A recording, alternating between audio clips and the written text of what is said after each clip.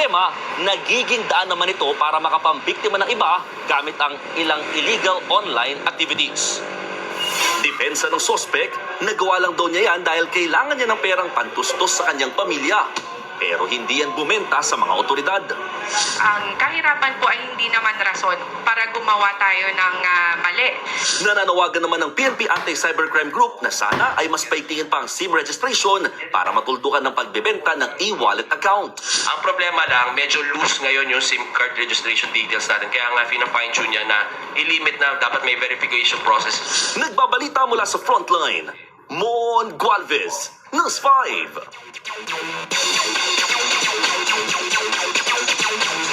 Sasabak sa do-or-die match ang Meralco Bolts sa East Asia Super League. Kailangan mag-step up ni Justin Brownlee ngayong injured ang star import na si Ronde Hollis Jefferson. Live mula sa Smart Araneta Coliseum, nasa frontline ng balitang yan si Ian Suyu. Ian, anong latest dyan?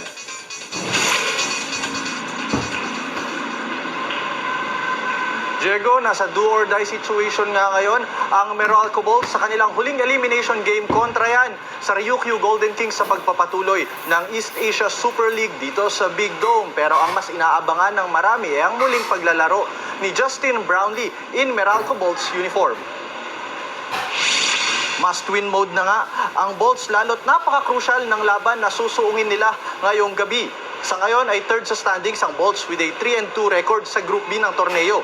At hindi lang basta panalo ang kailangan nilang maitala. Take note, they need to win by 6 or more points ngayong gabi para makapasok na sa playoffs.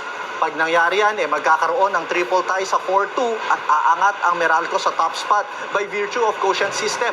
Medyo mahirap nga lang dahil hindi matutuloy ang highly anticipated na duo ni Ronde Hollis Jefferson at ni Brownlee. Matatanda ang nagtamo ng injury si RHJ noong December. Kaya't ang makakasama ni Brownlee ngayon ay ang bagong import na si KD Lalyane. Wala rin si Chris Newsome pero inaasahan namang maglalaro na ang veteran Phil Cager na si Jason Brickman.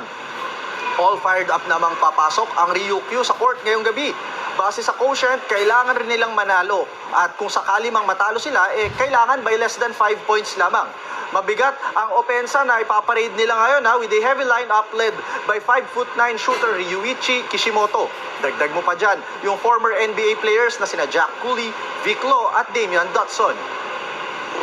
Diego, base nga sa head-to-head record ng Ryukyu at ng Meralco mula nang magsimula ang EASL, isang beses pa lamang nagwawagi ang Bolts in 5 matches. Kaya tignan natin kung magiging factor ba ang home court advantage para makuha ng Meralco ang much-needed win. Abangan natin kung sino ang mananaig ngayong gabi. Yan muna ang latest mula dito sa The Big Dome. Balik sa'yo dyan, Diego. Maraming salamat, Ian Suyu. Disqualified na sa lahat ng postseason awards si Los Angeles Lakers superstar LeBron James.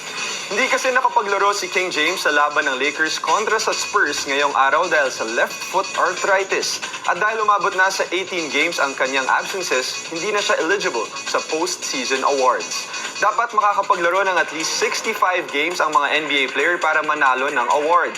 Hindi na rin mapipili si LeBron sa All-NBA team o listahan ng pinakamahuhusay na players na nilalabas ng liga kada season. Mapuputol nito ang higit 2 dekada ng streak ng 41-year-old superstar sa All-NBA honors. Susunod, kindergarten student patay matapos tamaan ng ligaw na bala sa loob ng classroom.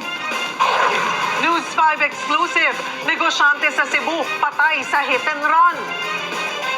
At vlogger na si Francis Leo Marcos lagot sa PNP dahil sa pagsuot niya ng uniforme ng pulis. Tutok lang mga kapatid, magbabalik pa ang Frontline Pilipinas.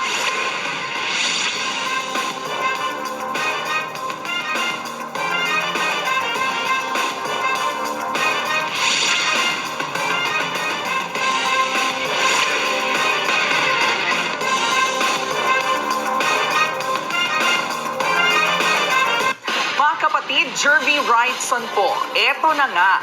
Para sa latest showbiz news at iba pang kay-alaman, mag-follow at mag-subscribe na sa social media pages ng News 5.